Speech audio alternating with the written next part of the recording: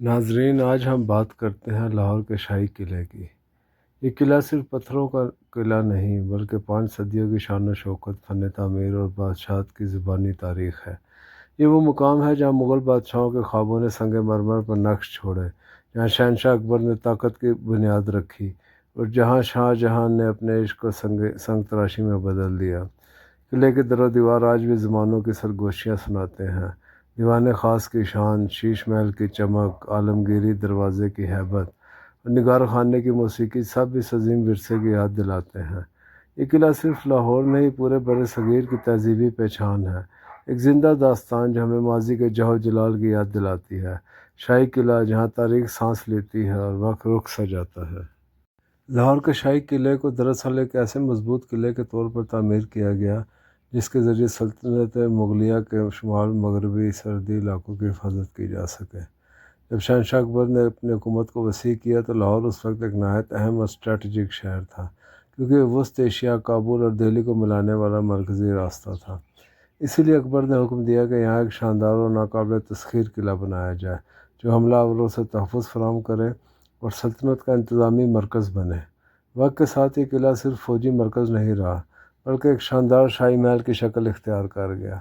یہاں بادشاہوں کی رہائش، عدالتیں، درباری کمرے، باغات اور کمال فن سے سجے محلات تعمیر کیے گئے۔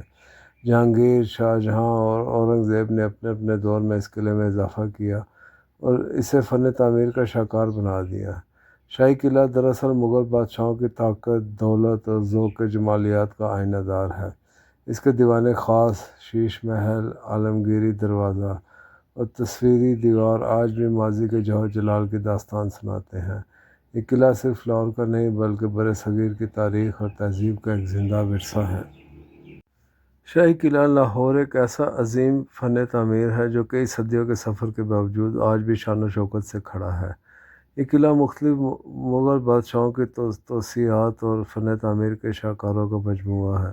اس کے ہر دروازے، ہر دیوار اور ہر محراب میں تاریخ بولتی ہے۔ سب سے پہلے بات کرتے ہیں عالمگیری دروازے کی۔ یہ شاندار داخلی دروازہ مغل بادشاہ اورنگزیب عالمگیر نے تعمیر کروایا۔ یہ قلعے کا مرکزی داخلی راستہ ہے جو اپنی ہیبت، مضبوطی اور فن تعمیر کی نزاکت کے باعث دیکھنے والوں کو مسحور کر دیتا ہے۔ یہی دروازہ شاہی قلعے کو بادشاہی مسجد سے جوڑتا ہے اور یوں دونوں عمارتیں مل کر لاہور کی روح بن جاتی ہیں۔ اب آتے ہیں شیش محل کی طرف۔ یہ شاہکار شاہ جہاں کے دور میں تعمیر ہوا۔ سنگ مرمر کی دیواروں اور چھتوں پر جڑے ہزاروں آئینے اس محل کو چمکدار خوابوں جیسا منظر دیتے ہیں۔ کہا جاتا ہے کہ جب محل میں ایک دیا جلایا جاتا تھا تو پورا محل جگمگا اٹھتا تھا۔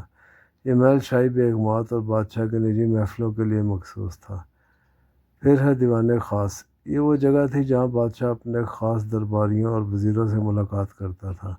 یہ حال فن تعمیر کی نزاکت، سنگ مرمر کی تراش خراش اور نقش و نگار کا حسین امتزاج ہے۔ یہاں سے بادشاہ کے عدل و انصاف اور طاقت کی جھلک محسوس کی جا سکتی تھی۔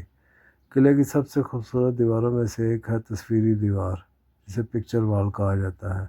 یہ تقریباً 450 میٹر لمبی دیوار ہے جو رنگین ٹائلوں، شیشوں اور تصویری مناظر سے مزین ہے۔ اس پر مغل دربار، جانوروں، پرندوں اور جنگلی مناظر کی تصاویر بنی ہوئی ہیں۔ یہ فن تعمیر کا ایسا نمایاں نمونہ ہے جس کی مثال پورے بر صغیر میں کم ہی ملتی ہے۔ قلعے میں 9 لکھا پویلین بھی شاہ جہاں کے ذوق لطیف کا مظہر ہے۔ کہا جاتا ہے کہ اس کی تعمیر پر اس دور کے 9 لاکھ روپے لاگت آئی، جو آج کے کروڑوں کے برابر ہے۔ یہ تمام عمارتیں مل کر شاہی قلعے کو ایک جیتی جاگتی تاریخ بناتی ہیں۔ یہ صرف اینٹ اور پتھر نہیں بلکہ ایک ایسی داستان ہے جو محبت، طاقت، فن اور وقت کی آزمائشوں سے گزرتی رہی ہے۔ شاہی قلعہ لاہور جہاں ہر اینٹ ایک عہد کی گواہ ہے اور ہر گوشہ مغلوں کی شان کا آئینہ دار۔ شاہی قلعہ لاہور صرف تاریخ کا شاہکار نہیں بلکہ اس کے گرد گھومتی لوک کہانیاں، راز اور حیرت انگیز داستانیں بھی اس کی کشش کو کئی گنا بڑھا دیتی ہے۔ آئیے ان میں سے چند لوک کہانیوں اور قصوں کی بات کرتے ہیں۔ کہا جاتا ہے کہ جب تاج محل کی تعمیر جاری تھی تو شاہ جہاں اکثر لاہور کے شیش محل میں بیٹھ کر اپنی ملکہ ممتاز محل کی یاد میں راتیں گزارتا تھا۔ وہ محل میں دیا جلاتا اور آئینوں میں جھلملاتی روشنیوں کو دیکھ کر کہتا، یہی وہ چمک ہے جو ممتاز کی آنکھوں میں ہوا کرتی تھی۔ یہی وجہ ہے کہ شیش محل کو محبت کا عکس بھی کہا جاتا ہے۔ مقامی لوگوں کے مطابق شاہی قلعے کے نیچے خفیہ سرنگوں کا ایک جال بچھا ہوا ہے جو مختلف مقامات جیسے شالامار باغ، راوی دریا اور مینار پاکستان کے قریب علاقوں تک جاتا تھا۔ کہا جاتا ہے کہ بادشاہ اور ان کے اہل خانہ خطرے کے وقت ان راستوں سے فرار ہوتے یا قیمتی خزانے چھپاتے تھے۔ آج بھی بعض پرانے دروازوں کے قریب بند راستے دیکھنے کو ملتے ہیں جنہیں لوگ انہی سرنگوں کا حصہ سمجھتے تھے۔ کہا جاتا ہے کہ ملکہ نور جہاں نے قلعے کے اندر ایک خاص باغ لگوایا تھا جہاں وہ شام کے وقت خوشبودار پھولوں کے بیچ بیٹھ کر موسیقی سنتی تھی۔ مغل درباریوں کا کہنا تھا کہ اس باغ کی فضا میں عطر اور گلاب کی خوشبو اتنی رچی بسی تھی کہ پرندے بھی وہاں آ کر مست ہو جاتے تھے۔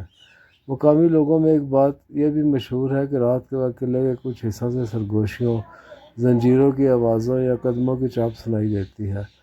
کچھ لوگ سمجھتے ہیں کہ یہ وہ خادم یا درباری ہیں جو کبھی شاہی خدمت میں رہتے تھے اور آج بھی قلعے کی فضا میں اپنی موجودگی کا احساس دلاتے ہیں۔ البتہ ماہرین اسے قلعے کے بڑے کمروں میں پیدا ہونے والے ایکو کا اثر قرار دیتے ہیں۔ کہا جاتا ہے کہ جب مہاراجہ رنجیت سنگھ نے قلعے پر قبضہ کیا تو اس نے کئی مغل خزانے اور زیورات یہاں سے برآمد کیے۔ ایک کہانی کے مطابق رنجیت سنگھ نے شاہ جہاں کا تخت طاؤس بھی یہاں دیکھا تھا جو بعد میں برطانیہ لے جایا گیا۔ اسی دور سے قلعہ بادشاہوں کے زوال کی علامت بھی سمجھا جانے لگا۔ ناظرین، اگر آپ کو یہ معلومات پسند آئی ہو تو ہمارے چینل کو سبسکرائب کریں، ویڈیو کو لائک کریں اور اپنے دوستوں کے ساتھ شیئر کریں۔ شکریہ۔